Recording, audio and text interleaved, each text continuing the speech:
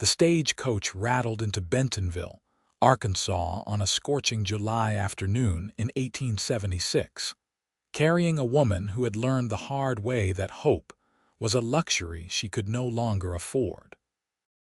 Rebecca Pierce stepped down onto the dusty street with nothing but a worn carpetbag, a letter of introduction to a distant cousin she had never met, and a heart so carefully guarded that she barely remembered what warmth felt like anymore. The town spread before her like a promise she did not trust, all weathered storefronts and false-fronted buildings baking under the relentless sun, while somewhere in the distance she could hear the lowing of cattle and the rhythmic sound of a blacksmith's hammer against an anvil. She had been beautiful once, or so people told her, before circumstances had carved shadows beneath her green eyes and taught her that beauty was just another currency that depreciated with every disappointment. At 23 years old, Rebecca had already survived more betrayals than most women experienced in a lifetime. Her father had gambled away their Boston home when she was 17, then drank himself to death within the year. Her mother had followed him 6 months later, some said from a broken heart, though Rebecca suspected it was more from the shame of being destitute. The young man who had promised to marry her had vanished the moment her inheritance disappeared, reappearing 2 months later on the arm of a merchant's daughter. The family who had taken her in as a governess had dismissed her when their eldest son's unwanted attentions became too obvious, though they had blamed her for encouraging him. And the woman who had promised her honest work in Little Rock had instead tried to sell her to a brothel, from which Rebecca had barely escaped with her dignity intact. Now she stood in this Arkansas town with the last address her mother had ever written down, belonging to a second cousin named Martha who had moved west years ago and might not even remember the connection. Rebecca had $23 to her name, a practical gray dress that had seen better days, and the firm conviction that she would never again be foolish enough to depend on anyone's promises. The mercantile where she was supposed to inquire about Martha's whereabouts sat across the dusty Main Street, but Rebecca found herself hesitating, suddenly exhausted by the effort of starting over once more. She set her carpetbag down on the wooden sidewalk and pressed a hand to her eyes, fighting the burning sensation that threatened tears she refused to shed. She had not cried in 2 years, and she would not start now, not in the middle of a strange town where weakness would be noticed and exploited. "You look lost, miss." The voice was male, deep and careful, as though its owner was accustomed to speaking softly so as not to startle skittish creatures. Rebecca's eyes snapped open and she straightened her spine, arranging her face into the neutral mask she had perfected over the past few years. The man standing a respectful distance away was tall and broad-shouldered, with sun-weathered skin that spoke of years working outdoors and dark hair that needed cutting. He wore dusty work clothes and a hat that had seen considerable use, and his brown eyes held an expression she could not quite read. Concern, perhaps, or curiosity, but without the calculating assessment she had learned to recognize in men who saw women as opportunities. "I am looking for the mercantile," she said, her voice cool and professional. "I can see it from here, so I am hardly lost." Something flickered across his face, too quick for her to identify, and he nodded once. "Fair enough. I did not mean to intrude." He touched the brim of his hat and turned to walk away, and Rebecca felt a sudden, unexpected pang of something that might have been regret. "Wait," she called out before she could stop herself. He paused and looked back, patient and unhurried. "I apologize. That was rude of me. I have been traveling for 3 days and I am not at my best." The corner of his mouth lifted slightly, not quite a smile but something gentler than his previous neutral expression. 3 days on a stagecoach would make anyone sharp-tempered, I am Nathan Donovan. I have a ranch about 5 miles north of town." He paused, then added, "If you need any help finding someone or getting settled, most folks in Bentonville are willing to point newcomers in the right direction." "Rebecca Pierce." She hesitated, then added, "I am looking for my cousin Martha. I was told she lives somewhere near here, but I do not have a current address." Nathan's expression shifted, becoming more serious. "Martha Pierce, older woman, silver hair, runs a boarding house on the east side of town." Relief flooded through Rebecca so suddenly that she felt light-headed. "I do not know about the boarding house, but that could be her. My mother's cousin Martha moved to Arkansas 15 years ago. Then I can show you the way if you would like. It is only about 3 streets over." Nathan gestured in the direction that led away from the main thoroughfare. Every instinct Rebecca had developed over the past 6 years screamed at her not to follow a strange man down unfamiliar streets. But exhaustion and the desperate need to find her cousin overrode her caution. Besides, it was still afternoon, the streets were not entirely empty, and she had nothing worth stealing except the last of her money, which she kept in a pocket sewn into her petticoat. "That would be very kind," she said, picking up her carpet bag. Nathan reached for it automatically. "Let me carry that for you. I can manage." The words came out more sharply than she intended, and she saw him withdraw his hand immediately, respecting her boundary without argument or offense. They walked in silence through the dusty streets of Bentonville, past a saloon from which piano music drifted, a church with a white steeple that needed painting, and several modest homes with small gardens wilting in the heat. Rebecca was acutely aware of Nathan beside her, matching his longer stride to her shorter one, not attempting conversation but not exactly uncomfortable with the silence either. She studied him from the corner of her eye, trying to assess what kind of man he was. He moved with the easy confidence of someone accustomed to physical labor, but there was nothing aggressive or presumptuous in his manner. He had not pressed when she refused his help with her bag, had not taken offense at her initial coldness, and had not attempted the kind of familiar conversation that some men used as an excuse to assess a woman's availability or virtue. "Here we are," Nathan said finally, stopping before a 2-story house that had clearly been built with care and maintained with equal attention. The paint was fresh, the porch was swept clean, and flower boxes beneath the windows held geraniums that had somehow survived the heat. A small sign near the door read "Pierce Boarding House" in neat lettering. "Thank you," Rebecca said, and meant it. "I appreciate your help, Mr. Donovan. Nathan is fine." He touched his hat brim again. "I hope you find your cousin well, Miss Pierce. If you end up staying in Bentonville, I am sure we will see each other around town." She nodded, watching as he walked back toward the main street, and felt that strange pang again, as though something important was walking away. She shook off the feeling, climbed the porch steps, and knocked firmly on the door. The woman who answered was indeed older, probably in her late 50s, with silver hair pulled back in a practical bun and sharp blue eyes that assessed Rebecca in a single comprehensive glance. "If you are looking for a room, I have one available. $2 a week, includes breakfast and supper, laundry costs extra." "Are you Martha Pierce?" Rebecca asked. "Daughter of Samuel and Eleanor Pierce of Connecticut." The woman's expression shifted from businesslike to astonished. "I am." "Who are you?" "Rebecca Pierce. My mother was Catherine Pierce, your cousin Thomas's daughter." Martha's hand flew to her mouth. "Little Catherine's girl, but you were just a child when I left Connecticut. You must be 20 years old now." 23, Rebecca corrected gently. "And I apologize for arriving without warning, but I had nowhere else to go.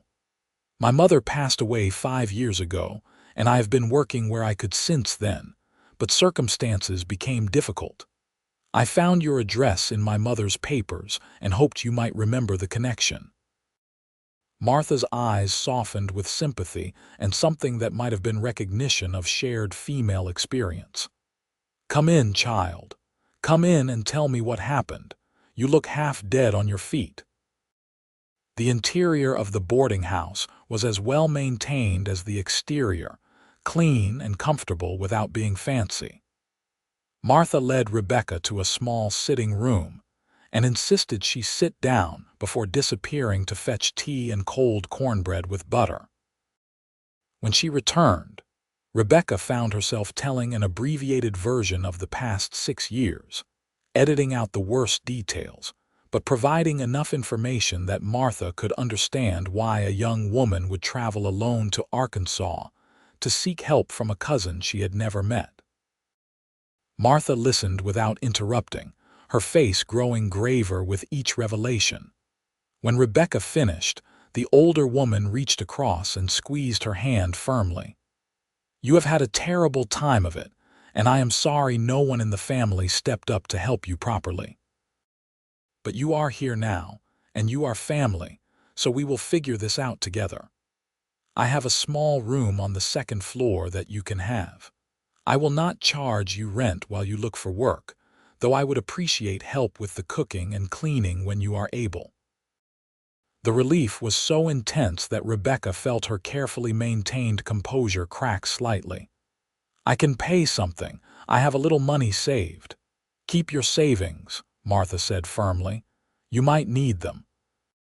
There are not many positions for respectable young women in Bentonville, but we have a school teacher who has been looking for an assistant, and the doctor's wife needs help with her children now that she is expecting her 4th. Between us, we will find you something suitable." For the first time in years, Rebecca felt a small ember of hope kindle in her chest, though she was careful not to let it burn too brightly. She had learned that hope was dangerous, that it made disappointment hurt worse when it inevitably came. Over the following week, Rebecca settled into a routine at the boarding house. Martha had 4 other boarders, all men who worked various jobs in and around Bentonville. There was Mr. Garrett, an older gentleman who kept the books for several local businesses. There was Sam Whitfield, a carpenter in his 30s who was saving money to buy property of his own. There were 2 younger men who worked at the sawmill on the edge of town. All of them were polite and respectful, though Sam showed a tendency to linger in the kitchen when Rebecca was helping with meal preparation, asking questions about her life in Boston that she deflected with practiced ease. Martha noticed, of course. "Sam is a good man," she said one evening as they washed dishes together. "Steady work, does not drink to excess, goes to church most Sundays. He has been looking for a wife since he moved here 2 years ago." "I am not looking for a husband," Rebecca said flatly.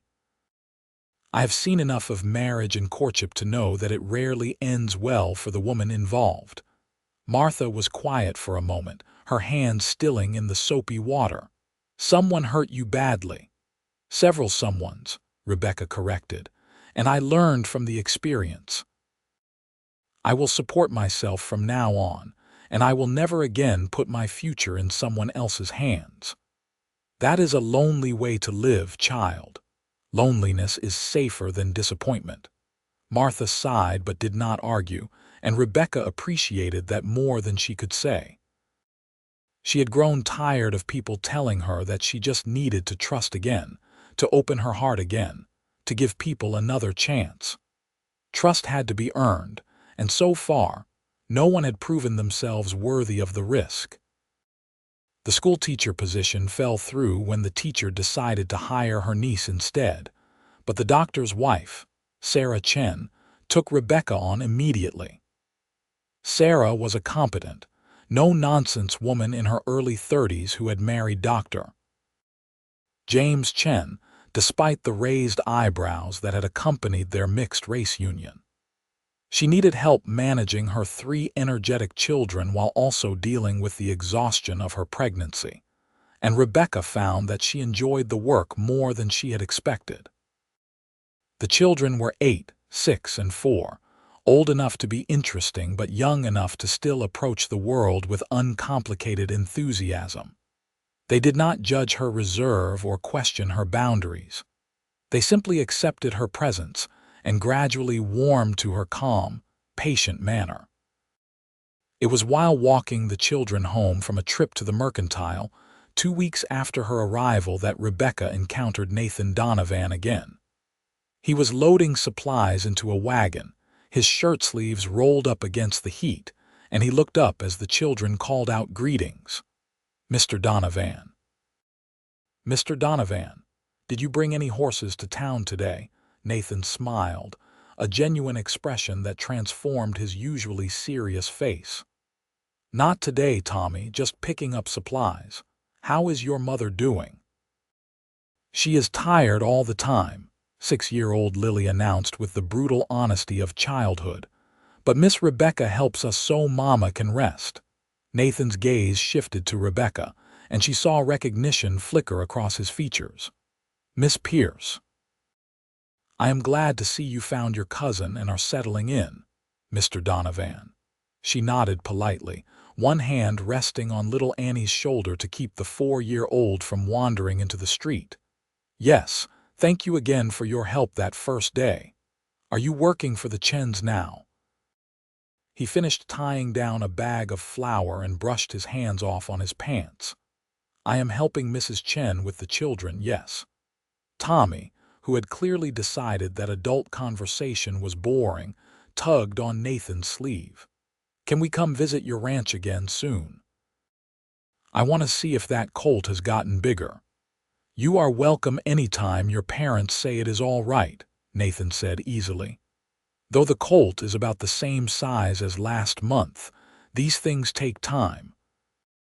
The children begged to visit immediately, and Rebecca found herself having to gently but firmly explain that they needed to get home for supper, and could only visit Mr. Donovan's ranch with their parents' permission. Nathan caught her eye over the children's heads, and she saw amusement there along with something else, a kind of understanding that suggested he recognized the work involved in managing young, enthusiastic children.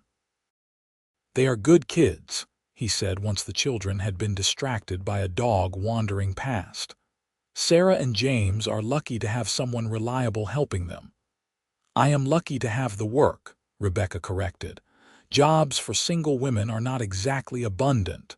"True enough." Nathan glanced toward the sun, which was beginning its descent toward the horizon. "I should get moving if I want to make it back to the ranch before dark. It was good to see you again, Miss Pierce." "Safe travels, Mr. Donovan."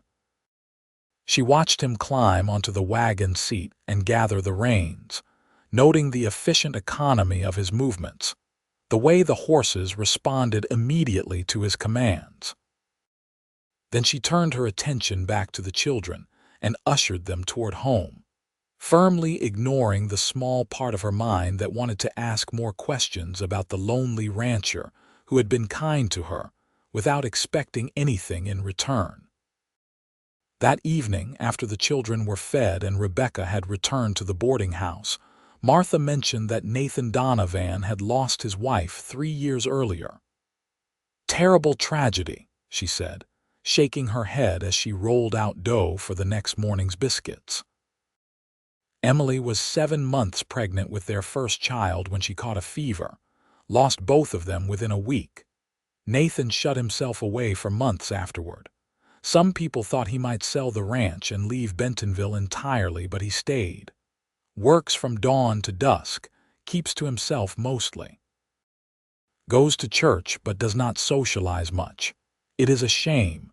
He is only 27, still young enough to start over, but I suppose grief takes its own time. Rebecca felt an unexpected pang of sympathy. She understood loss, understood the way it could hollow you out and make the prospect of risking your heart again seem impossibly dangerous. "Does he run the ranch alone?" "He has 2 hired hands who live in the bunkhouse, and he brings on extra help during roundup and branding season. It is a good-sized operation, about 500 acres with a decent herd of cattle and some of the finest horses in the county. Nathan has a gift with horses. People come from as far as Fort Smith to buy his breeding stock. He seems kind, Rebecca said carefully, not wanting to reveal too much interest but unable to stop herself from adding. He helped me find your house when I first arrived, and he did not press when I was rude to him. Martha gave her a shrewd look but only said, Nathan is a good man. One of the best. But he is also one of the loneliest, and I suspect that is a state he has chosen for himself, just as you have chosen it for yourself. Rebecca did not respond, focusing her attention on the potatoes she was peeling for tomorrow's stew, but Martha's words lingered in her mind long after she had gone to bed that night. She thought about Nathan working his ranch alone, feeding his grief with isolation and hard labor. She thought about the way he had smiled at the children, the patience in his voice when he spoke to them. She thought about the shadows in his eyes that probably reflected the shadows in her own. But sympathy was not the same as trust, and understanding someone's pain did not mean she should let down her guard. Rebecca rolled over and firmly ordered herself to stop thinking about Nathan Donovan and focus on building her own independent life. The summer heat intensified as July gave way to August, and Rebecca fell into a comfortable rhythm. She spent her mornings helping Martha prepare breakfast for the boarders, her afternoons with the Chen children, and her evenings assisting with the boarding house chores or reading borrowed books by lamplight in her small room. She was polite to Sam Whitfield when he attempted conversation, but did not encourage his obvious interest. She went to church on Sundays and smiled vaguely at the other young women who tried to draw her into their social circle. She saved most of her wages and began to imagine a future where she might eventually afford a small house of her own, a place where she would depend on no one and answer to no one. It was a careful, controlled existence, and if it was sometimes lonely, well, loneliness was a price she was willing to pay for security. Then one afternoon in mid-August, Sarah Chen went into premature labor. Rebecca was at the house with the children when Sarah's water broke, a full month before the baby was due. James was out visiting a patient 10 miles away, and Sarah, pale and frightened, gripped Rebecca's hand hard enough to leave marks. "Something is wrong," she gasped between contractions. "It is too early. The baby is not supposed to come yet." Rebecca forced herself to stay calm even as her heart raced with fear. "Tommy, run to the mercantile and tell Mr. Garrett to ride out to find your father. Tell him it is urgent. Lily, take Annie into your room and stay there and do not come out until I tell you it is safe. Can you both do that for me?" The children, sensing the gravity of the situation, obeyed immediately. Rebecca helped Sarah to the bedroom, sent up a desperate prayer to a God she was not entirely sure was listening, and did her best to remember everything she had ever heard about childbirth. She boiled water, found clean linens, and held Sarah's hand while the other woman screamed and wept and begged for her husband. James arrived 2 hours later, bursting through the door with his medical bag and taking control of the situation with professional efficiency. He sent Rebecca out to stay with the children, but through the closed bedroom door, she could hear Sarah's increasingly desperate cries and James's low, urgent voice. The baby, a tiny girl, was born just after sunset. She did not cry. James worked over her for what felt like hours but was probably only minutes, and then Rebecca heard the most beautiful sound in the world, a thin, wavering wail. Sarah burst into tears. James's voice shook as he murmured reassurances, and Rebecca found herself crying too, overwhelmed with relief. But the crisis was not over. The baby was dangerously small and struggled to breathe properly. Sarah was hemorrhaging badly enough that James could not leave her side long enough to tend to his new daughter.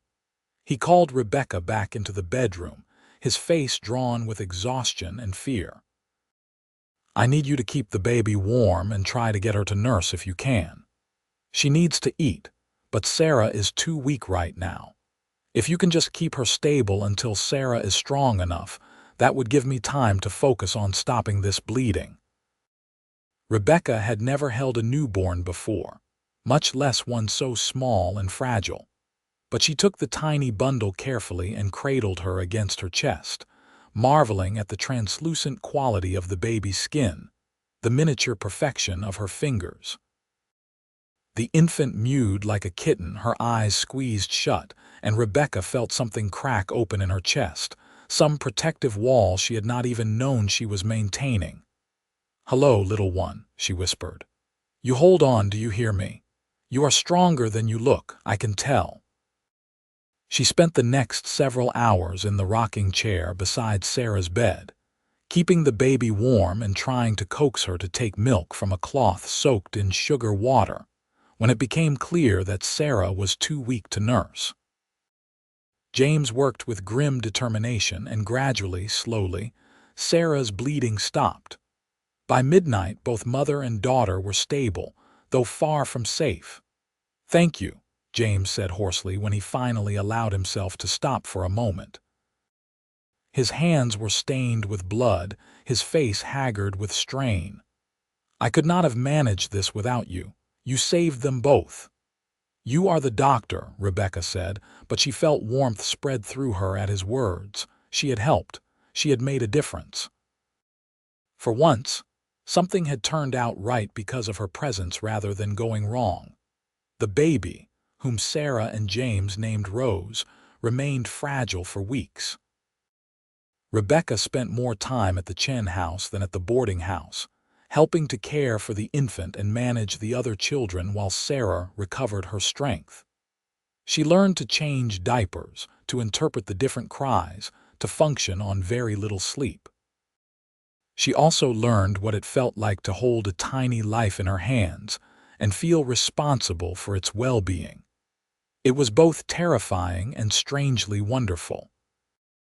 One afternoon in early September, while Rebecca was sitting on the Chen's front porch attempting to rock a fussy Rose to sleep, Nathan Donovan rode up on a handsome bay horse. He dismounted and removed his hat, looking uncertain. "I heard about the baby being born early. I wanted to bring something for the family." He handed Rebecca a wooden cradle, clearly handmade, with smooth sides and careful joinery. "I made this for my own child," he said quietly, "but I never got to use it. I thought maybe the Chens could give it a good home." Rebecca looked at the cradle and then at Nathan, seeing the grief etched in every line of his face, and felt her carefully maintained distance waver. "This is beautiful work, and very kind. I am sure Sarah and James will be moved by the gesture." Nathan nodded, then glanced at the baby in her arms. "May I?" She stood and let him look at Rose, who had finally fallen asleep, her tiny face peaceful. Nathan stared at the infant with an expression of such naked longing and pain that Rebecca had to look away, feeling as though she was intruding on something intensely private. "She is so small," Nathan said finally. "Will she be all right?" "James thinks so, as long as we can keep her eating and breathing well. She is stronger than she looks." Rebecca hesitated, then added, "It was good of you to bring the cradle. I know that could not have been easy." Nathan looked up, meeting her eyes, and for a moment they simply regarded each other, two wounded people recognizing the scars in someone else. "We do what we can," he said finally. "Some days that is all we can manage." "Yes," Rebecca agreed softly. "Some days it is." He stayed for a few minutes longer, asking polite questions about how Sarah was recovering and whether James needed any help with anything around the property. Then he mounted his horse and rode away, leaving Rebecca holding the baby and the cradle and a strange ache in her chest that she did not want to examine too closely. That evening, she told Sarah and James about Nathan's gift. Sarah cried, which she did frequently since Rose's birth, and James looked deeply moved. "That cradle represents everything he lost," James said quietly. "For him to give it to us is incredibly generous." "He is a lonely man," Sarah said, wiping her eyes. "Everyone can see how much he is hurting, but he will not let anyone close enough to help. I wish he would find someone who could reach past that grief and remind him that life is still worth living." Rebecca said nothing, but she thought about Nathan's face when he had looked at Rose, and about the loneliness that Martha had described, and about the way her own heart had responded to his quiet kindness. She was still thinking about it the next Sunday when she saw him at church. He sat in a back pew, alone as always, and left immediately after the service without speaking to anyone. Rebecca watched him go and made a decision that surprised her. The following week, she baked extra bread and packed a basket with a loaf, some butter, and a jar of Martha's preserves. Then she borrowed Martha's small cart and horse and drove out to Nathan's ranch, telling herself that she was simply being neighborly, returning kindness with kindness, nothing more. The ranch was impressive, with a well-maintained house, a large barn, several outbuildings, and extensive corrals where horses grazed peacefully. Rebecca pulled up in front of the house and had barely climbed down from the cart when Nathan emerged from the barn, surprise evident on his face. "Miss Pierce, is everything all right?" "Everything is fine," she assured him quickly. "I wanted to thank you for the cradle. Sarah and James were very touched, and Rose seems to sleep better in it. I brought you some bread and preserves." Nathan approached slowly as though afraid sudden movement might scare her away. "You did not have to do that. I know, I wanted to." She held out the basket, and he took it carefully, his calloused fingers brushing against hers for a brief moment. "Would you like to come in for coffee?" he asked. "I am not much of a host, but I have a pot on the stove." Every instinct told Rebecca to decline politely and leave, to maintain the careful distance she had established between herself and everyone else. But something about the hope in Nathan's eyes, carefully hidden but still visible if you knew where to look, made her nod. Coffee would be nice. The interior of Nathan's house was clean but Spartan, the home of a man who spent minimal time indoors. There was good furniture, well made and practical, but few personal touches.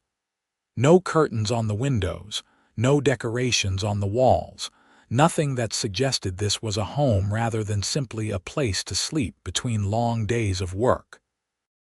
The only exception was a photograph on the mantel showing a younger Nathan with a smiling woman who must have been Emily.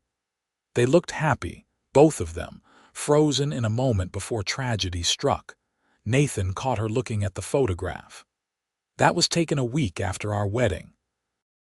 She wanted to have one made before we left St. Louis for Arkansas."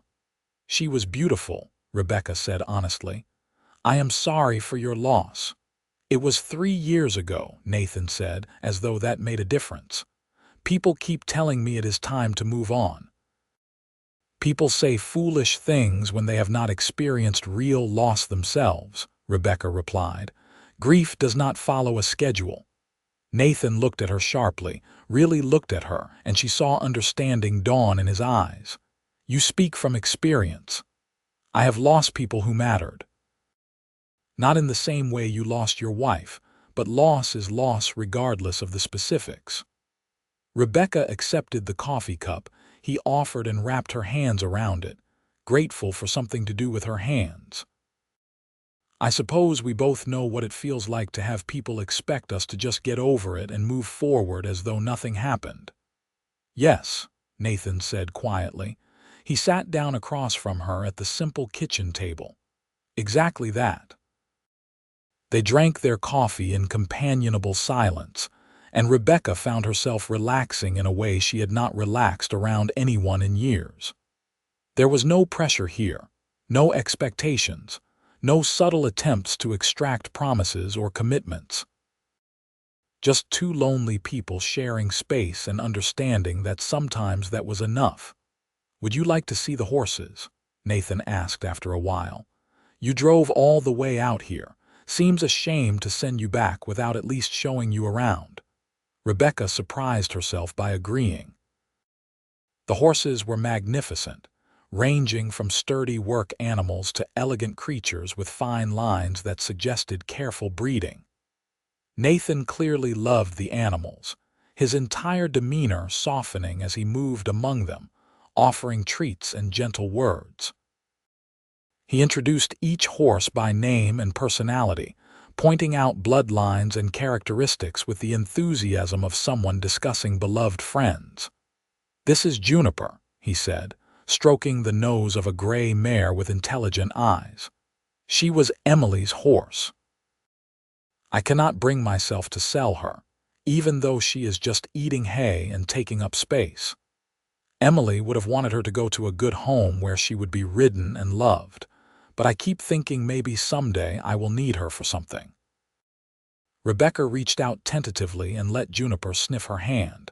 The mare's breath was warm against her palm, her nose soft as velvet. "Maybe you are keeping her because she is a connection to your wife. Maybe that is reason enough." "Maybe," Nathan agreed, but he sounded doubtful. "Or maybe I am just too much of a coward to let go of the past." "There is nothing cowardly about grief," Rebecca said firmly. "The people who have never lost anything important are the ones who judge how others handle loss. The rest of us know better." Nathan turned to look at her, his eyes searching her face. "You are not what I expected." "What did you expect?" "I do not know. Someone softer, maybe, more easily broken." He paused. "But you are not soft at all, are you? You are like steel wrapped in silk. Strong enough to survive things that would destroy someone else." Rebecca was not sure whether to be flattered or insulted. "I am not sure that is a compliment." "It is," Nathan assured her. "Strength is rare and valuable. Especially the kind of strength that comes from surviving things you should never have had to survive in the first place." They stood there in the barn with the afternoon sun slanting through the gaps in the walls, surrounded by the warm smell of horses and hay, and Rebecca felt something fundamental shift inside her. Not opening up exactly, but perhaps loosening, like a door that had been locked for years suddenly discovering that the hinges still worked. "I should go," she said finally. "Martha will wonder where I am." "Of course." Nathan walked her back to the cart, his hand hovering near her elbow as she climbed up, not quite touching but close enough that she was aware of his presence, his warmth. "Thank you for coming out here. For the bread and for the company. You are welcome." Rebecca gathered the reins, then hesitated. "Nathan, if you ever want to talk or just have company that does not expect you to be anything other than what you are, you could visit the boarding house. Martha always has coffee on and I am usually around in the evenings." Something bright and cautiously hopeful flickered across his face. "I might do that. If you are sure it would not be an imposition, I am sure." She drove away with the feeling of his eyes on her back, and when she glanced over her shoulder, he was still standing there watching her go. Nathan did visit the boarding house, though not immediately. 2 weeks passed before he showed up one evening, hat in hand, asking politely if Miss Pierce might have time for a brief conversation. Martha, who was delighted by this development, immediately ushered him into the small parlor where Rebecca was mending a torn hem on one of the Chen children's dresses. "Mr. Donovan," Rebecca said, setting aside her sewing. "This is a pleasant surprise. I was in town picking up supplies and thought I would take you up on your offer of coffee and conversation." He looked uncertain, as though half expecting her to tell him she had not really meant the invitation. "I am glad you did. Please, sit down. I will get us some coffee." They fell into an easy pattern over the following weeks. Nathan would come to town every week or so, ostensibly for supplies or business, and would stop by the boarding house to visit with Rebecca. They talked about inconsequential things at first, the weather and the town gossip and the progress of the Chen baby. Gradually, as trust built between them, they began to share more substantial pieces of their histories. Nathan told her about growing up in Missouri, about learning ranching from his father, about meeting Emily at a church social, and knowing immediately that she was the one. Rebecca told him about Boston and her father's gambling, and the succession of disappointments that had taught her not to trust easily. "I used to believe that if you were a good person and worked hard, things would turn out all right," she said one evening as they sat on Martha's front porch watching the sun set. "Now, I know that is not true. Bad things happen to good people all the time, and all the hope in the world will not prevent it." "So you just gave up on hope entirely?" Nathan asked. "I gave up on depending on other people," Rebecca corrected. "Hope requires trust, and trust requires vulnerability, and vulnerability gets you hurt. I decided it was better to depend on myself." Nathan was quiet for a long moment. "That sounds lonely." "It is," Rebecca admitted, "but loneliness is safer than disappointment." "Is it, though?" Nathan turned to look at her, his brown eyes serious in the fading light. "I spent 3 years convincing myself that being alone was better than risking loss again. But these past few weeks, talking with you, I have realized that I was not protecting myself from pain. I was just guaranteeing that I would be miserable." "You are not miserable," Rebecca protested. "I am not happy either." Nathan reached out and gently took her hand, and Rebecca was so surprised that she did not pull away. "I am existing, Rebecca, going through the motions. That is not living, and it is not what Emily would have wanted for me. I think maybe you are doing the same thing, protecting yourself so thoroughly that you have forgotten how to actually live." Rebecca wanted to argue, to defend her carefully constructed walls, but the warmth of Nathan's hand around hers and the sincerity in his voice made the protests die in her throat. "I do not know how to do anything else," she whispered. "I have been disappointed so many times. I do not think I can survive being let down again." "Then maybe you need someone who will not let you down," Nathan said quietly. "Someone who understands what it is like to lose everything and have to rebuild from nothing. Someone who knows that trust has to be earned and is willing to put in the work to earn it." Rebecca's heart was beating too fast, and her carefully maintained composure was crumbling. "Nathan, I cannot promise you anything. I am broken in ways I do not think I can fix." "I am not asking for promises," Nathan said, his thumb stroking gently across her knuckles. "I am just asking for a chance. Let me prove that not everyone will disappoint you. Let me show you that some people mean what they say and follow through on their commitments." She wanted to say no. Every self-protective instinct she possessed was screaming at her to pull her hand away, to make some excuse and retreat to the safety of her room. But something stronger than fear made her meet Nathan's eyes and say, "I will probably disappoint you. I have disappointed everyone else who ever had expectations of me." "Then let me prove them wrong," Nathan said simply. "Let me prove that you are not a disappointment, that you are exactly what you are supposed to be, scars and all." Rebecca felt tears prick her eyes and she blinked them back furiously. "I do not know if I can do this." "One day at a time," Nathan said. "That is all I am asking. Just give me a chance one day at a time to show you that I am not like the others. That I will not abandon you or betray you or blame you for things that were not your fault." She took a shaky breath and then another and finally nodded. "One day at a time. But if I tell you I need space, you have to respect that." "I will," Nathan promised. "I swear it." They sat there on the porch until full dark, hands clasped. neither speaking but both feeling the fragile hope that comes from letting someone glimpse the wounded parts and having them not flinch away.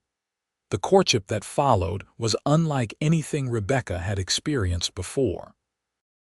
Nathan was patient to the point of saintliness, never pushing, never demanding more than she was ready to give. He visited regularly but respected when she told him she was tired or needed time alone. He listened when she talked and did not try to fix her problems or tell her how she should feel.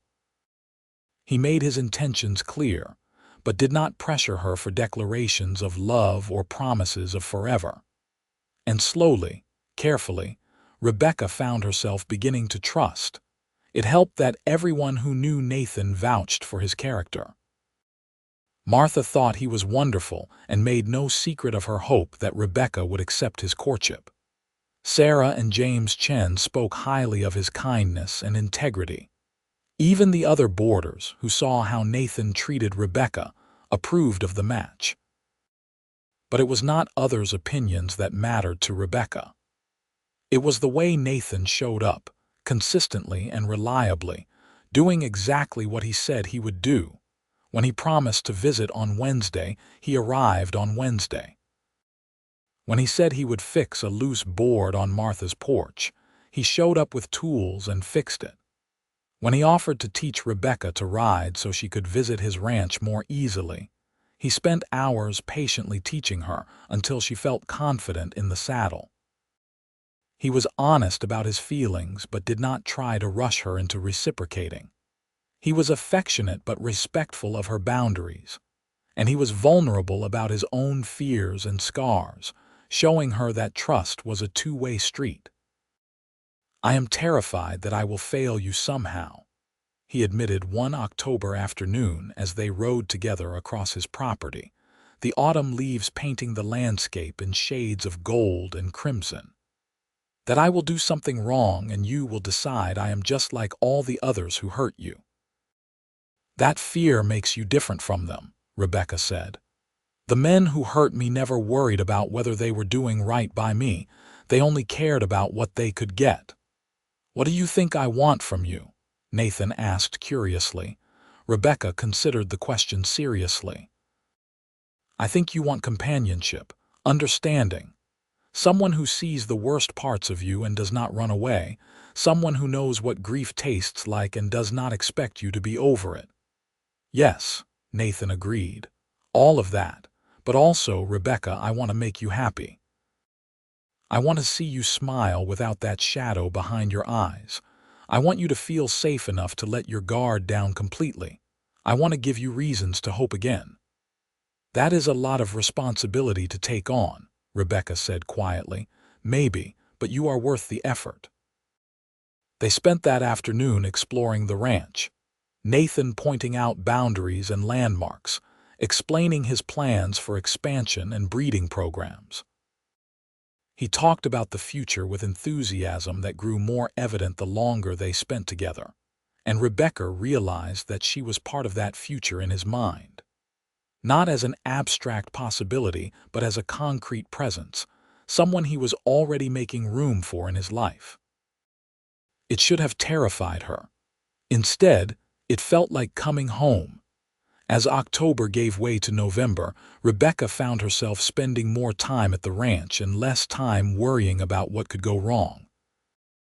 She helped Nathan with the evening chores, learning to feed horses and check water troughs and secure the barn for the night. She cooked meals in his sparse kitchen and gradually added small touches that made the house feel more welcoming. A tablecloth here, curtains there, a vase of dried flowers on the table. Nathan watched these small transformations with visible pleasure, never commenting directly but making it clear through his smiles and gentle touches that he appreciated her efforts.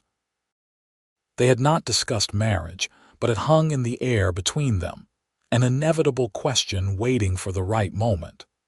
Rebecca knew that Nathan would ask eventually, and she was starting to think that when he did, her answer might actually be yes. Then Sam Whitfield complicated everything by proposing to her. It happened one evening when Rebecca was helping Martha with the dinner dishes. Sam had been drinking, not enough to be drunk but enough to be bold, and he cornered her in the kitchen while Martha was out of the room. "I know you have been spending time with Nathan Donovan," he said without preamble. "But he is not the only man who cares about you. I have been patient, Rebecca. I have waited while you settled in, given you time to get comfortable, but I want to marry you. I have a good job, steady income, and I will treat you well." Rebecca set down the dish she was washing and turned to face him, her heart sinking. "Sam, I appreciate your regard, but I do not have romantic feelings for you. I have tried to make that clear without being hurtful." "You could learn to love me," Sam insisted, moving closer. "Nathan is a broken man, Rebecca. Everyone knows he is still mourning his wife. He will never love you the way he loved her. But I could love you completely, put you first, give you everything you deserve." "Sam, please step back," Rebecca said firmly. "You are making me uncomfortable." Sam did not step back. Instead, he reached for her hand, his grip too tight. "Just think about it. You do not have to answer right now. Just promise me you will consider it before you throw your life away on a man who is half in love with a ghost." "Let go of me," Rebecca said, her voice hardening. "Is there a problem here?" Nathan's voice cut through the tension like a knife. He stood in the kitchen doorway, his expression neutral but his eyes hard as flint. Sam dropped Rebecca's hand immediately and stepped back, his face flushing with embarrassment and anger. "This is none of your business, Donovan."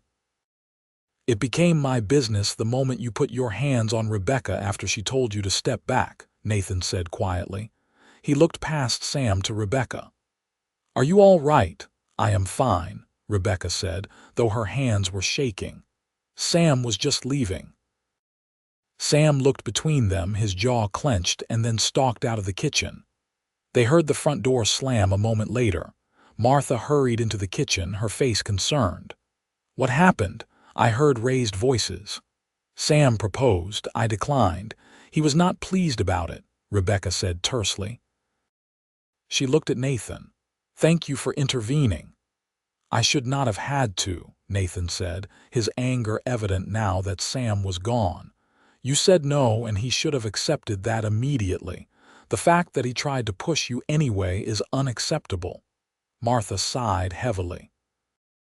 "I will talk to Sam tomorrow and make it clear that he needs to move out if he cannot behave respectfully toward Rebecca. I will not tolerate that kind of behavior in my house." "I am sorry for causing trouble," Rebecca said, feeling suddenly exhausted. "You did not cause anything," Nathan said firmly. He crossed the kitchen and took her hands gently, so different from Sam's grabbing. "Can we go somewhere and talk, please?" Rebecca nodded, too wrung out to do anything else. They walked to the small park at the edge of town, finding a bench beneath a large oak tree that had already lost most of its leaves. The night was cool, autumn sliding toward winter, and Nathan shrugged out of his jacket and draped it around Rebecca's shoulders without asking. "Are you all right?" he asked again, sitting beside her but not crowding her. "Yes, Sam frightened me for a moment, but he did not hurt me." Rebecca pulled Nathan's jacket tighter, grateful for its warmth and the scent of him that clung to the fabric. "He was right about one thing, though." "What is that?" "You are still grieving your wife. Everyone can see it. And I will never be Emily. I will never be the woman you truly want." The words hurt to say, but they had to be said. Better to face the truth now than to build a life on false foundations.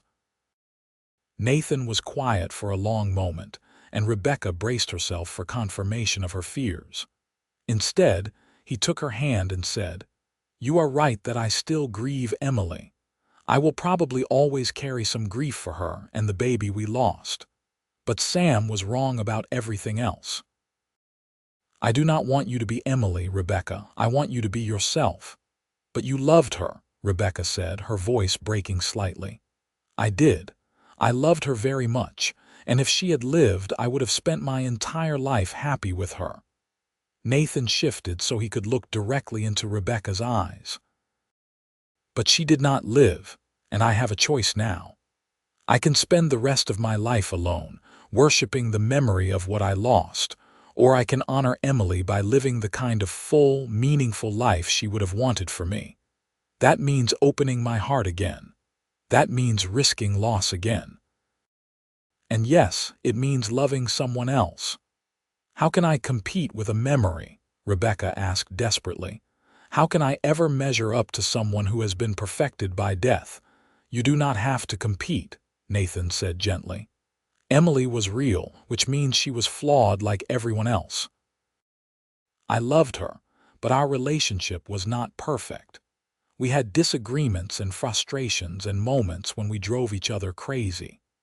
The difference is that I got to work through those things with her, and then she died before the normal wear and tear of marriage could tarnish the memories. But I am not looking for a perfect woman, Rebecca. I am looking for a real woman, one who has scars and fears and sharp edges, one who knows what it means to survive, one who understands that love is not some magical solution to all problems but rather a choice you make every day to show up and try. Rebecca felt tears sliding down her cheeks, and for once she did not try to stop them. I am so afraid of disappointing you. Then let me prove them wrong, Nathan said, echoing his words from weeks earlier. Let me prove that you are not a disappointment. That you are exactly what I want and need. Let me love you, Rebecca, not in spite of your scars, but because of everything you have survived. Let me spend the rest of my life showing you that some people keep their promises. I do not know if I can be a good wife, Rebecca whispered. I do not know if I am capable of that kind of trust. Then we will learn together, Nathan said. I do not know if I can be a good husband to anyone other than Emily, but I want to try with you. I want to build something new, not try to recreate what I lost. Will you give me that chance? Rebecca looked at him through her tears, this man who had been so patient, so kind, so consistently present. She thought about the life she had been building, safe and lonely and small. She thought about the life she could have if she was brave enough to risk her heart one more time. And she thought about Nathan's words, let me prove them wrong. Yes, she said finally. Yes, I will marry you. Nathan's face transformed with joy, and he pulled her into his arms, holding her carefully as though she was something precious and fragile. I promise you will not regret this.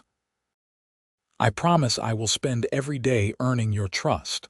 I promise I will never take you for granted or make you feel less than you are.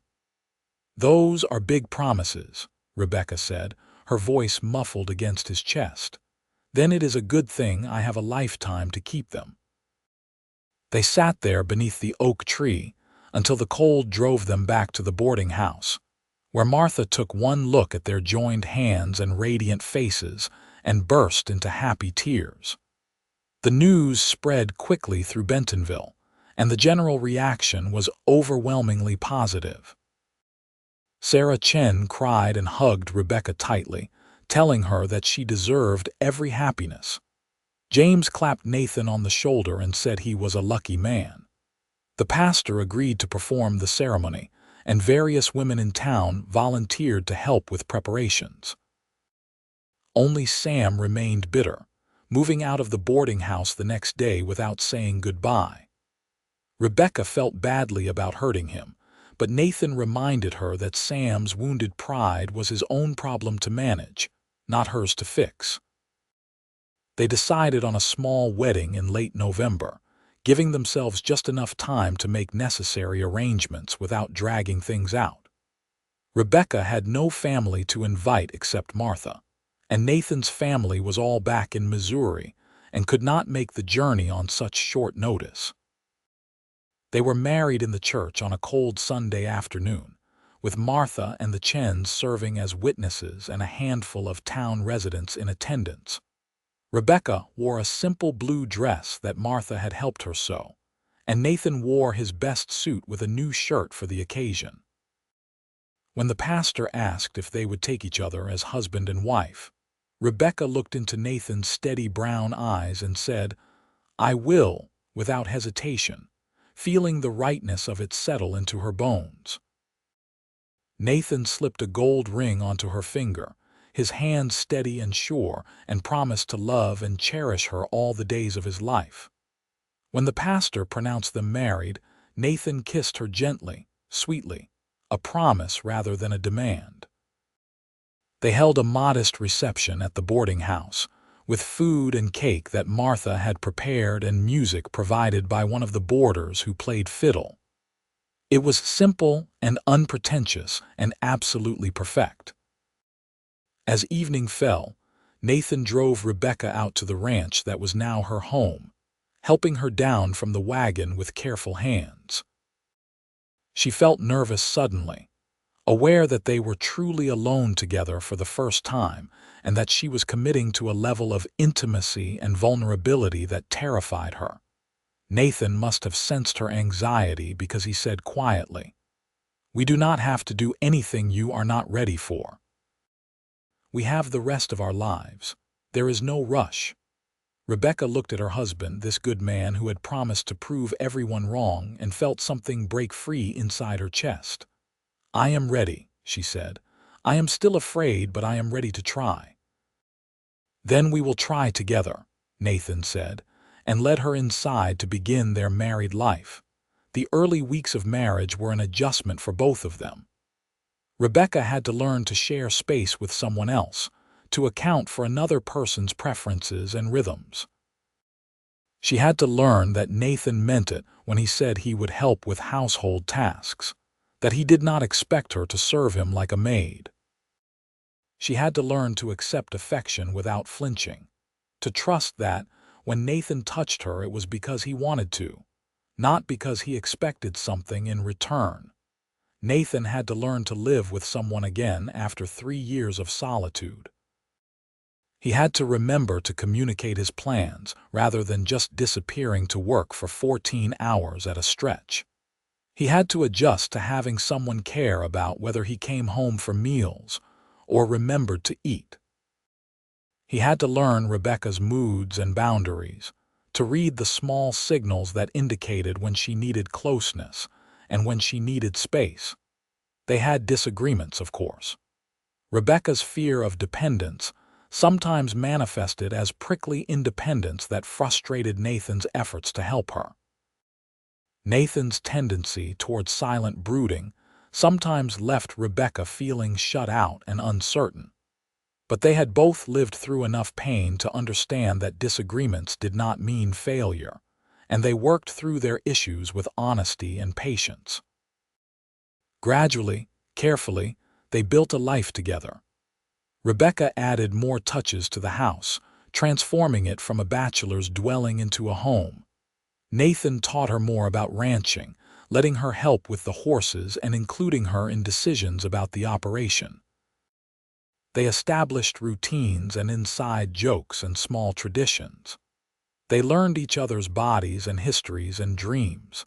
And somewhere along the way, fear began to transform into hope, and hope began to transform into joy. The first time Rebecca laughed freely in Nathan's presence, really laughed without holding anything back, he stopped what he was doing and stared at her with wonder. "I love that sound," he said. "I want to spend the rest of my life finding ways to make you laugh like that." The first time Nathan told Rebecca he loved her, she froze for a moment before whispering, "I love you too." The words felt strange in her mouth, foreign after years of refusing to say them, but also true in a way that went soul deep. Winter arrived with snow and cold winds, and Rebecca discovered that being married to a rancher during winter meant long stretches where they were essentially snowed in together.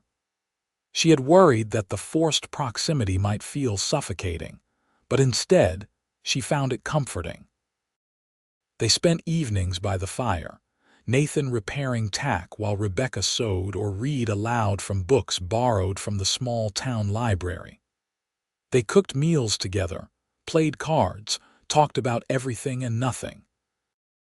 One evening in January, as they lay in bed with the wind howling outside and the warmth of shared blankets cocooning them, Nathan said, "I want children with you. When you are ready, I mean. Not right away, but someday. I want to fill this house with the sound of little feet and laughter. I want to build a family with you." Rebecca tensed instinctively, memories of her own difficult childhood rising up. What if I am a terrible mother? What if I cannot give them what they need? "You are wonderful with the Chen children," Nathan pointed out. "You kept baby Rose alive when she was at her most fragile. You have so much love to give, Rebecca. You have just been protecting it so carefully that you forgot it was there." "I am afraid," Rebecca admitted, "of so many things, of something going wrong with the pregnancy, of losing a child like you lost yours, of failing them somehow." "I am afraid too," Nathan said quietly, "but I think maybe being afraid means we will be careful, thoughtful. We will not take anything for granted." He pressed a kiss to her forehead. "And whatever happens, we will face it together. That is what marriage means." Rebecca thought about that conversation for weeks afterward, turning it over in her mind, examining it from every angle. The idea of children both terrified and tempted her. She had spent so long protecting herself from further loss that the thought of deliberately creating something so precious and vulnerable seemed almost reckless. But she was learning that risk was the price of love, and that some things were worth the gamble. Spring came early that year, melting the snow and coaxing green shoots from the hard ground. The ranch awakened with new foals being born and cattle emerging from their winter torpor. Rebecca helped with the spring work, amazed at how much she had learned and how much she enjoyed the physical labor and the satisfaction of tangible results. One morning in April, she woke feeling queasy and realized with a combination of joy and terror that she might be pregnant. She waited a few more weeks to be sure, watching her body for other signs, before finally telling Nathan one evening as they sat on the front porch watching the sunset. "I think I am pregnant," she said without preamble. Nathan went very still, his coffee cup frozen halfway to his lips. Then he set the cup down carefully and turned to face her. "Are you certain?" "Not completely certain, but fairly sure. I have missed 2 monthly courses and I have been sick in the mornings." Rebecca twisted her hands in her lap, anxious about his reaction. "I know we talked about waiting longer, but I suppose these things do not always happen according to plan." "Rebecca," Nathan said, and his voice was thick with emotion, "this is the best news I have had since the day you agreed to marry me." He pulled her into his arms, holding her tightly but carefully as though she was made of glass. "We are going to have a baby. We are going to be parents. Are you not afraid?" Rebecca asked, her face pressed against his chest. "Terrified," Nathan admitted, "but also happy, so incredibly happy. We are going to do this right, Rebecca. We are going to give this child everything we have." They visited Dr. Chen the following week, and James confirmed the pregnancy, estimating that the baby would arrive in late November.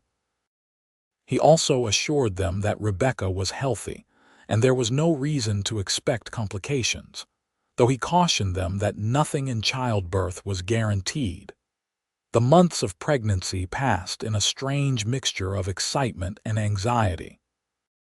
Nathan fussed over Rebecca constantly, trying to prevent her from doing anything strenuous, until she finally had to sit him down and explain that she was pregnant, not dying, and needed to stay active. Rebecca experienced the usual discomforts of pregnancy, but found that she also experienced unexpected joy in feeling the baby move and grow. They spent evenings discussing names and making plans, transforming one of the unused bedrooms into a nursery, refinishing the cradle that Nathan had made years earlier.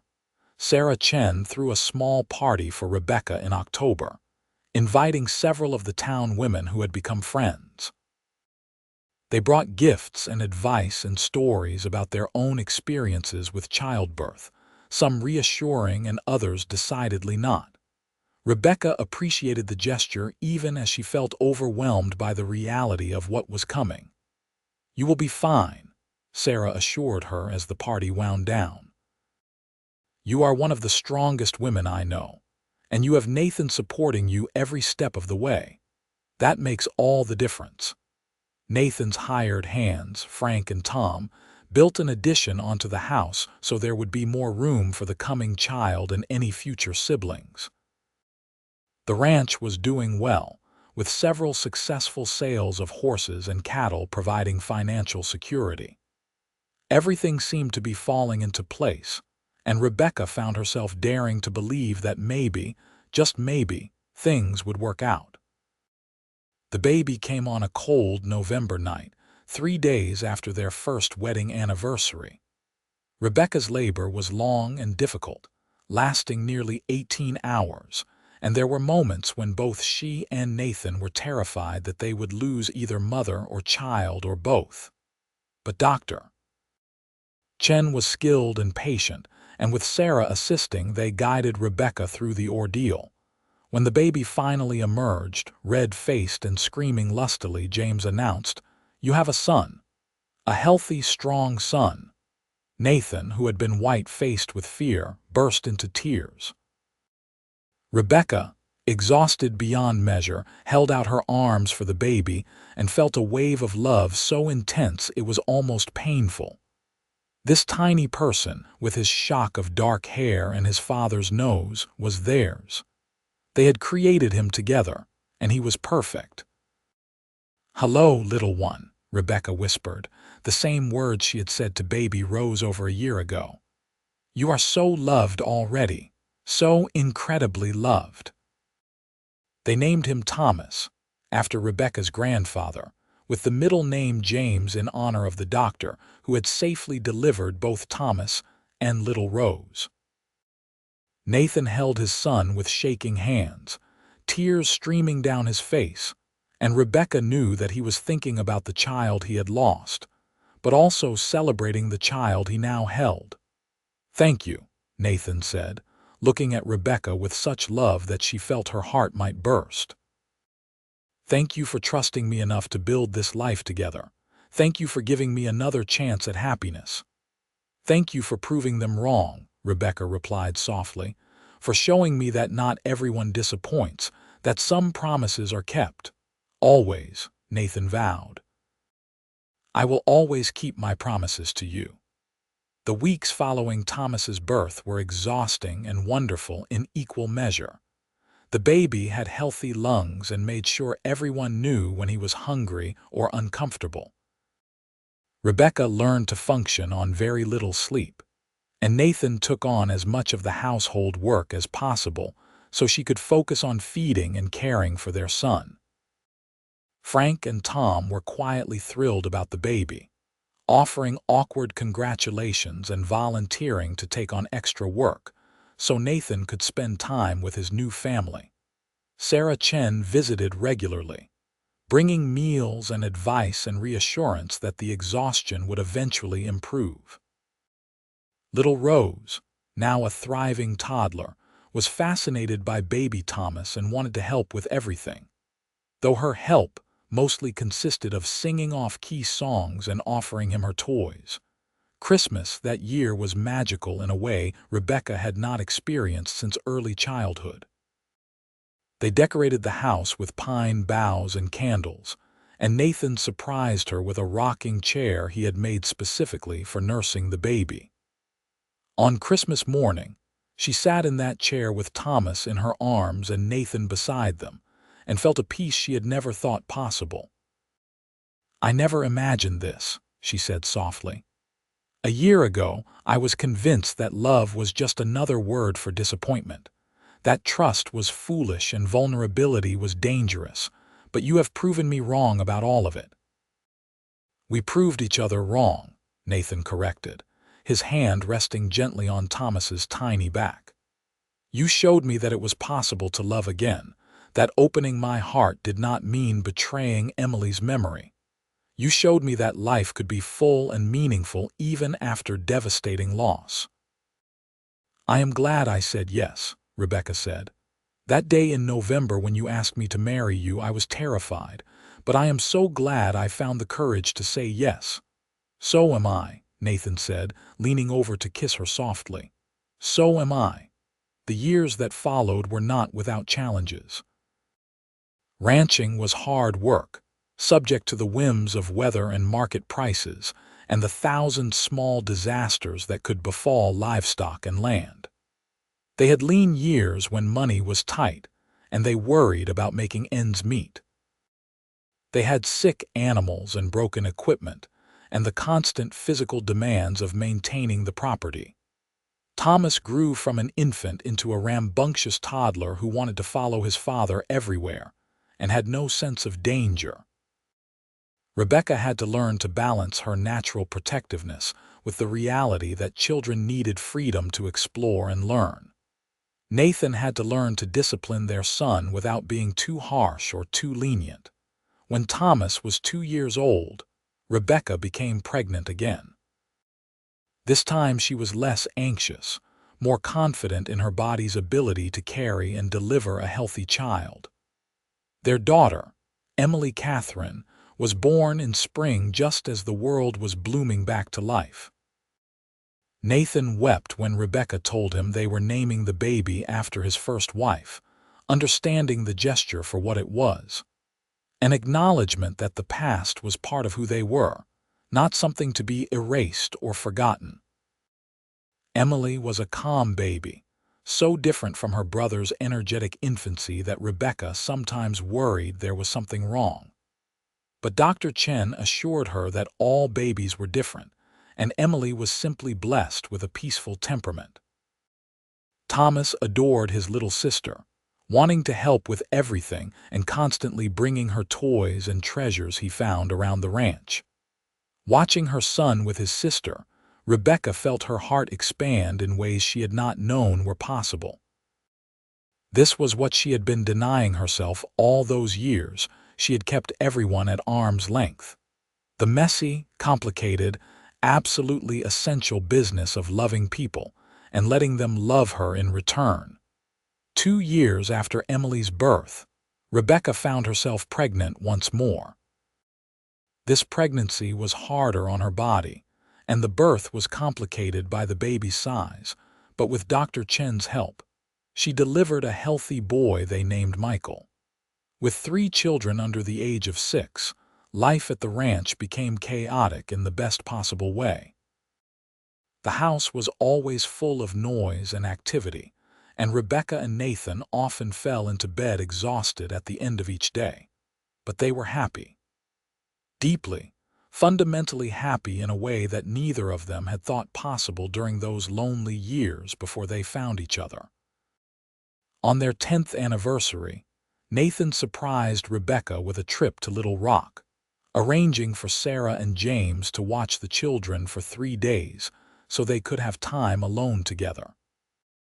They stayed in a hotel, ate in restaurants, and walked through the city like young courting couple rather than exhausted parents of 3. "You have any regrets?" Nathan asked one evening as they sat in their hotel room, enjoying the rare luxury of uninterrupted conversation. "About what?" Rebecca asked. "About saying yes 10 years ago, about building this life with me, about giving up the independence you were so determined to maintain." Rebecca thought about the question seriously, running through the decade of their marriage in her mind. The hard work and financial worries, the sleepless nights with sick children, the arguments and frustrations that came with any long-term relationship. But also the laughter and the love, the quiet moments of connection, the pride of watching their children grow, the satisfaction of building something meaningful together. "No regrets," she said finally. "Not a single one. You kept your promise, Nathan. You proved them all wrong. You showed me that some people can be trusted, that some promises are kept, that love does not have to end in disappointment." "You proved something to me too," Nathan said, pulling her close. You proved that it is possible to survive devastating loss and still build a beautiful life on the other side. That opening your heart again is worth the risk. That love is not something you find once and lose forever, but something you can create again if you are brave enough to try. They returned to the ranch refreshed and ready to dive back into the beautiful chaos of their life. The children had been well behaved for the Chens and were thrilled to have their parents back. Thomas, now 10 years old, was already helping with ranch work and showing a natural gift with horses like his father. Emily, at 8, was quieter and more studious, always reading books and asking questions about everything. Michael, at 6, was the wild card, full of mischief and charm in equal measure. As the years continued to pass, the ranch prospered. Nathan's reputation for quality horses spread throughout Arkansas and into neighboring states.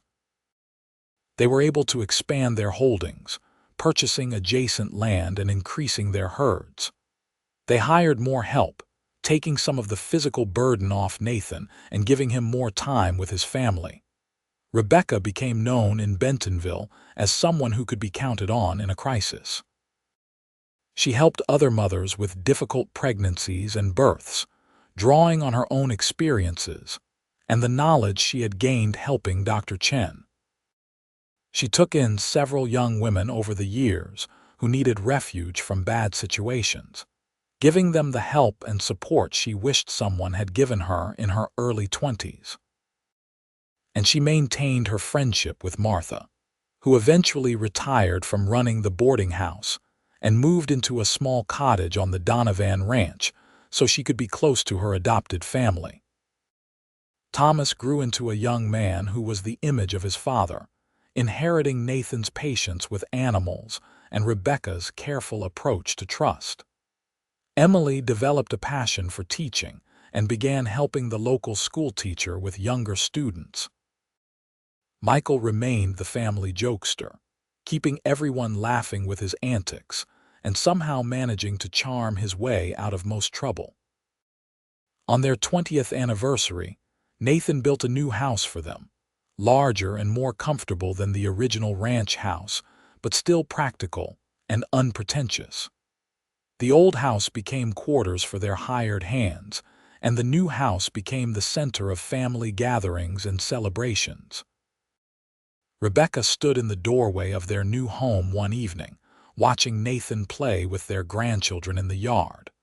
Thomas had married a sweet girl named Lucy and given them 2 grandchildren already, with a third on the way. Emily was courting a young lawyer from Fort Smith. Michael was still young and wild, but Rebecca suspected he would settle down eventually when he found the right person. "Thinking deep thoughts?" Nathan asked, coming up behind her and wrapping his arms around her waist. "Just marveling at how much has changed," Rebecca said, leaning back against him. 20 years ago, I was convinced I would spend my entire life alone. I thought trust was foolish and love was dangerous and that depending on anyone else would only lead to heartbreak. And now?" Nathan asked, his breath warm against her ear. "Now I know that you were right," Rebecca said softly. "Some people do keep their promises. Some people do prove that not everyone will disappoint you. Some people are worth the risk." She turned in his arms to face him, reaching up to cup his face in her hands. "Thank you for being patient with me. Thank you for proving them wrong." "Thank you for giving me the chance," Nathan replied. "Thank you for being brave enough to trust again. Thank you for building this beautiful life with me." They stood there in the doorway of their home, surrounded by the sounds of family and the evidence of 2 decades of love and work, and Rebecca felt complete in a way she had never imagined possible. She had been so certain that disappointment was inevitable, that opening her heart would only lead to pain. But Nathan had proven that wrong through 20 years of steady, reliable, loving presence. "I love you," she said, simple words that carried the weight of everything they had survived and built together. I love you too, Nathan replied. Today, tomorrow, and every day after that. As the sun set over their ranch in Arkansas, painting the sky in shades of gold and crimson, Rebecca reflected on the journey that had brought her here. She had arrived in Bentonville broken and guarded, convinced that hope was a luxury she could not afford and that trust would only lead to betrayal. She had been so sure that she would disappoint anyone who gave her a chance, so certain that she was damaged beyond repair. But Nathan had seen past her defenses to the strong, courageous woman beneath. He had been patient when she was prickly, understanding when she was afraid, steadfast when she was certain everyone would eventually leave. He had proven, day after day and year after year, that some promises are kept, that some people mean what they say, that love is not always a prelude to loss. And in doing so, he had given her the greatest gift imaginable. A life full of love and purpose and meaning, a family of her own, and the knowledge that she was not a disappointment but exactly what she was supposed to be. The ranch continued to thrive as their children grew into adults and started families of their own. Thomas took over more of the day-to-day operations, allowing Nathan to slow down slightly and spend more time on the breeding program that was his true passion. Emily married her lawyer and moved to Fort Smith, but visited regularly with her own growing family. Michael eventually settled down with a fiery young woman who ran a bakery in town, and they built a house on the far corner of the ranch property. Martha passed away peacefully in her sleep when she was 78, surrounded by the family she had helped create. Her funeral was attended by half of Bentonville, a testament to the lives she had touched during her years running the boarding house. Rebecca grieved deeply for the cousin who had taken her in when she had nowhere else to go, but also felt grateful that Martha had lived to see her happiness and meet her great-grandchildren. Sarah and James Chen remained close friends throughout the decades, their children growing up alongside the Donovan children. When James finally retired from medical practice, it was Thomas's eldest son who took over as Bentonville's doctor, having been inspired by the man who had delivered him into the world. As Rebecca entered her 50s and then her 60s, she found new joy in being a grandmother. She told her grandchildren stories about Boston and about traveling alone to Arkansas, editing out the darker parts, but ensuring they understood that life was not always easy or fair. She taught them about resilience and courage and the importance of keeping your word. And she made sure they knew that love, real love, was worth every risk. Nathan aged into a man with silver hair and weathered skin, still strong and capable but more inclined to delegate heavy work to younger hands. He and Rebecca spent their evenings on the porch they had built together, watching the sun set over land they had worked and nurtured for decades. They talked about their children and grandchildren, about the ranch and its future, about the life they had built from broken pieces and careful trust. "I wish Emily could have known you," Nathan said one evening, referring to his first wife. It was something he said occasionally, usually when he was feeling contemplative. "She would have liked you. She would have approved of us." "I like to think so," Rebecca agreed. She no longer felt threatened by Emily's memory, understanding now that the human heart had room for multiple loves, that honoring the past did not diminish the present. "I hope I have lived up to what she would have wanted for you." "You have exceeded anything I could have imagined," Nathan assured her. "You gave me back my life, Rebecca. You gave me reasons to hope again, to work toward the future instead of just surviving each day. You gave me children and grandchildren and 40 years of happiness."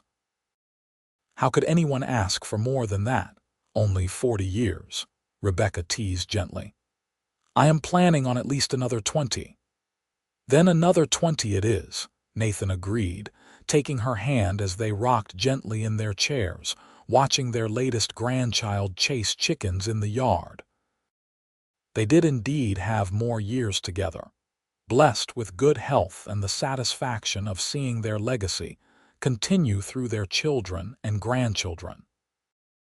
The ranch remained prosperous, adapting to changing times while maintaining the core values of hard work and quality that Nathan had established.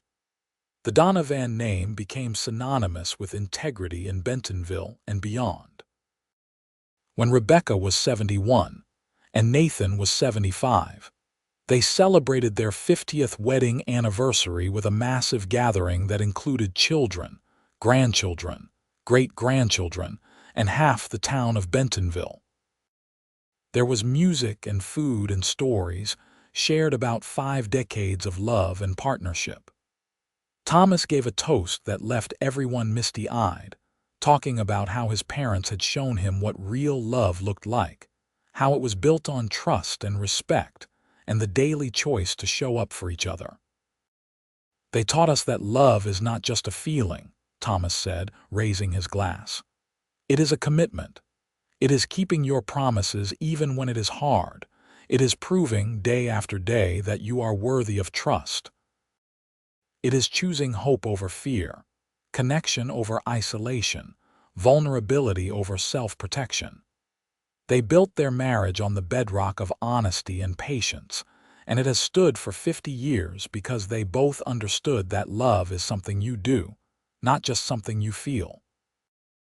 Rebecca cried, which she did more easily now in her old age, moved by her son's words and by the sheer improbability of having reached this moment.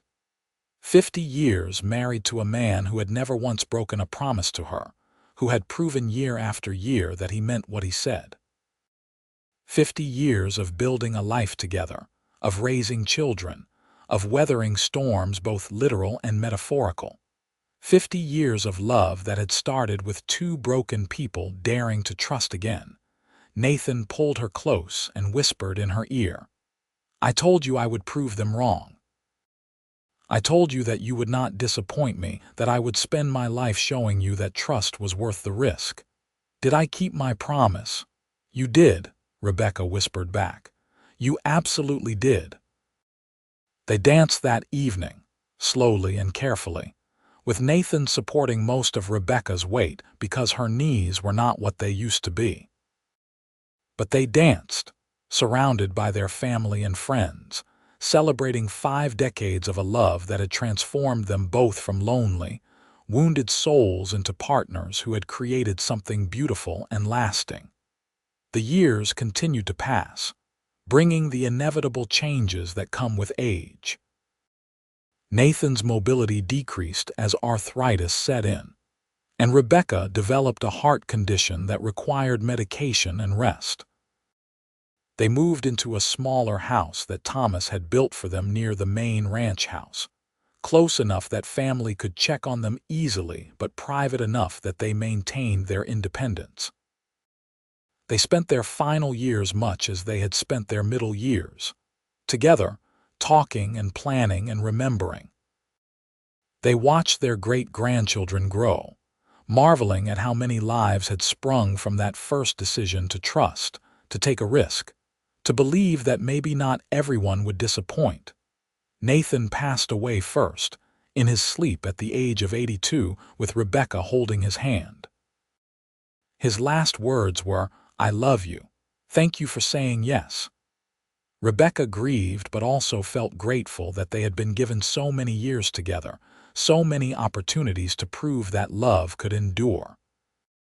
She lived another 3 years after Nathan's death, spending her time with family and recording stories about their life for future generations.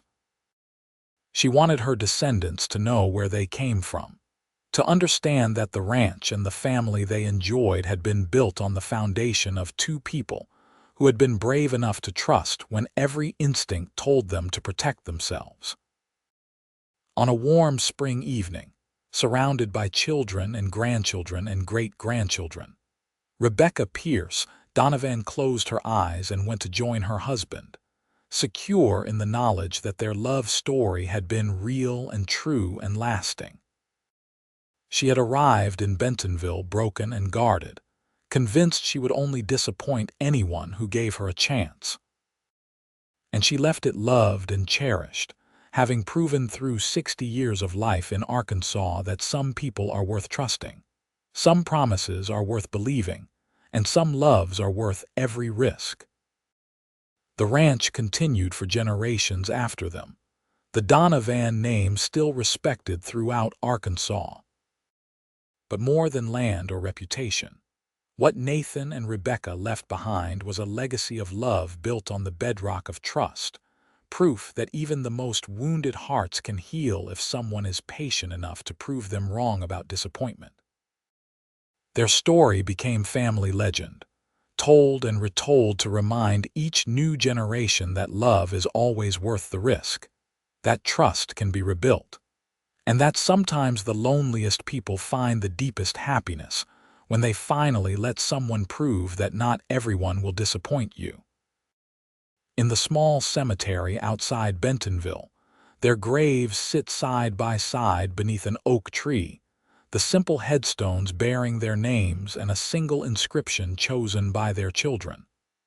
They proved each other wrong and built something beautiful,